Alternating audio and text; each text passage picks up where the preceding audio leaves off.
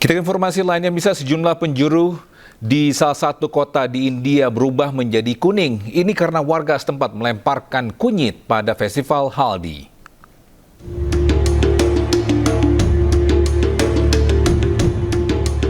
Ribuan umat membanjiri jalan di desa Patan Kodoli di India. Berbagai sudut kota pun berubah menjadi kuning pada perayaan festival tahunan Vital Birdev Yatra yang juga dikenal sebagai Festival Haldi.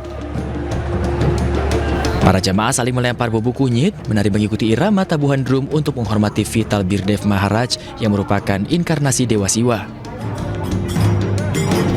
Perayaan yang diselenggarakan selama 4 hari ini menarik 200 hingga 300 ribu pengunjung untuk menyaksikan tradisi yang menandai ulang tahun dewa yang dihormati komunitas penggembala.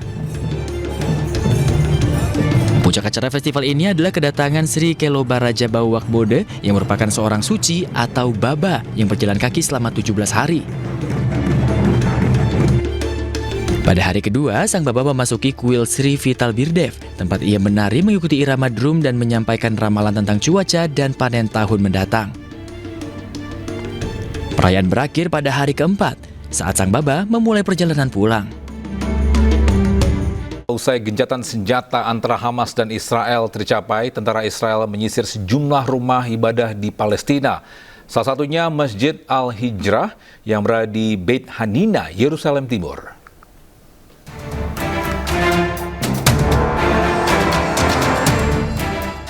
Masjid Al-Hijrah di Yerusalem Timur diserbu dan diduduki oleh pasukan Israel. Penyerbuan terjadi sejak 14 Oktober 2025. Tentara Israel masuk ke masjid dengan sepatu saat jemaah sedang sholat. Hal ini memicu kemarahan dan kecaman dari dunia internasional. Lantaran di saat bersamaan, Israel menyerbu kota-kota lain di tepi barat termasuk diantaranya kompleks Masjid Al-Aqsa. Sementara di Gaza, Palestina, serangan masif dilancarkan oleh tentara Israel beberapa saat sebelum perjanjian gencatan senjata ditandatangani. Serangan menyasar rumah warga hingga fasilitas kesehatan. Ratusan warga Gaza tewas akibat serangan ini. Sejak Oktober 2023, serangan Israel tewaskan lebih dari 67.000 warga Palestina. Sementara 170.000 lainnya terluka. Mayoritas korban adalah anak-anak dan perempuan. Bisa Israel dan Hamas resmi melepas tahanan mereka menyusul kesepakatan gencatan senjata kedua belah pihak. Mereka adalah tahanan dari perang yang pecah sejak 7 Oktober 2023.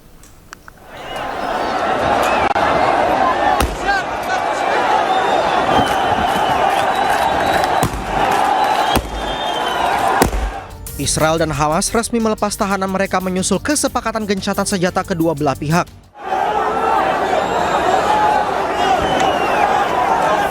Dalam kesepakatan ini, Hamas melepas 20 sandera yang masih hidup, sedangkan Israel melepas 1.950 tahanan yang masih hidup. Selain itu, Hamas juga akan melepas sekitar 250 sandera yang sudah tewas, sedangkan Israel juga akan melepas 375 sandera yang sudah meninggal dunia. Namun proses ini diperkirakan akan memakan waktu lama karena Hamas mengumpulkan jenazah para sandera yang sudah dipastikan tewas.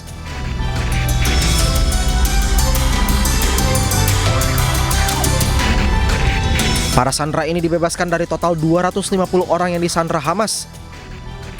Sedangkan Israel total sejak Oktober 2023 menahan lebih dari 11.000 warga Palestina.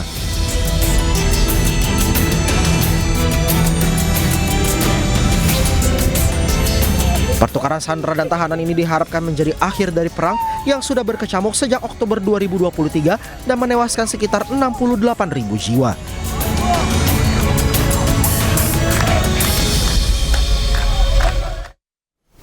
Bisa tangis haru mewarnai pelepasan sandera warga Palestina yang ditahan oleh Israel usai kesepakatan gencatan senjata. Sejumlah tahanan mengaku dapat perlakuan semena-mena selama jadi sandera Israel.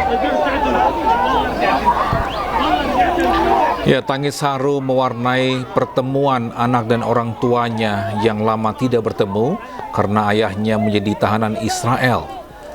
Momen berpelukan ayah dan anak ini berlangsung di jendela bus yang membawa ayahnya usai dibebaskan oleh Israel.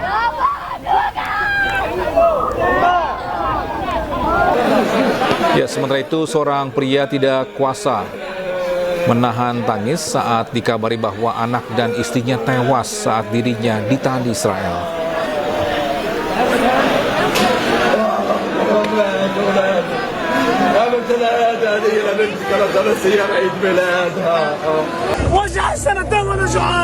Ya, seorang pria lainnya mengungkap kekejaman Zionis selama menjalani penahanan.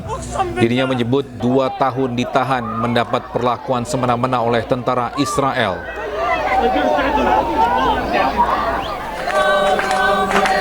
Ya, sementara itu video yang dirilis kantor pers pemerintah Israel memperlihatkan Sandra yang dibebaskan merayakan ulang tahun kerabat yang juga diikuti oleh personel tentara Israel.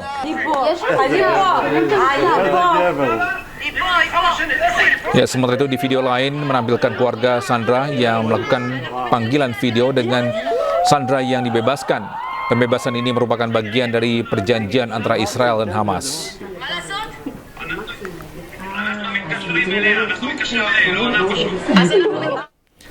Pemirsa, pasca gencatan senjata Hamas dan Israel, kini muncul geng bersenjata. Seorang jurnalis Palestina bahkan tewas ditembak geng bersenjata yang didukung Israel di kota Gaza. Korban tewas saat meliput bentrokan di Gaza.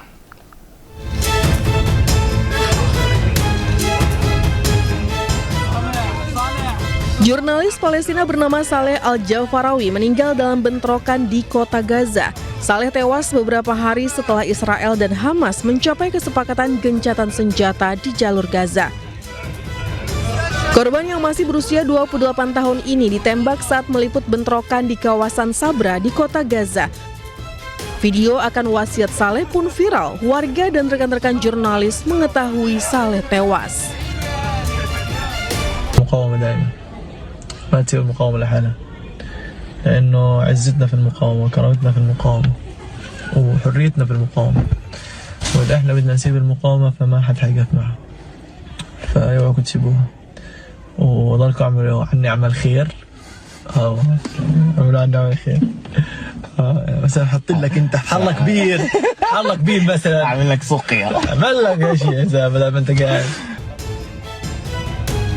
Media lokal dan pemerintah setempat melansir bahwa Saleh menjadi sasaran dan dibunuh oleh geng-geng bersenjata yang didukung Israel.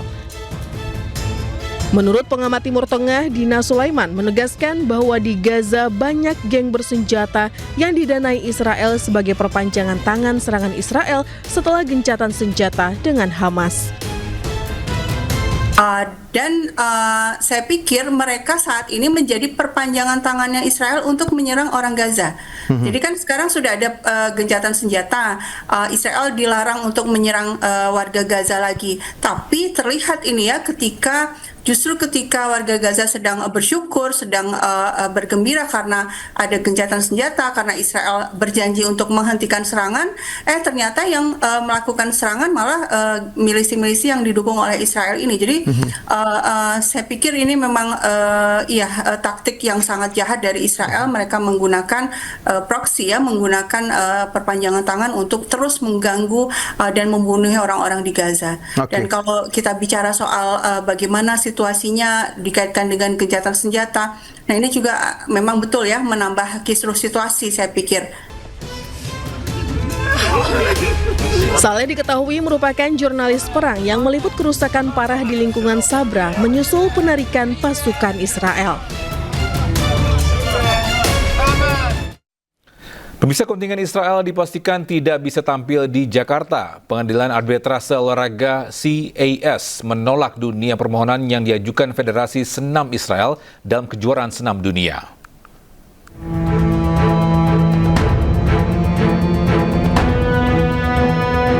Arbitrase Olahraga Internasional atau CAS menolak banding yang diajukan oleh Federasi Senam Israel atau IJF atas tidak keluarnya visa dari Indonesia untuk berpartisipasi dalam kejuaraan dunia gimnastik.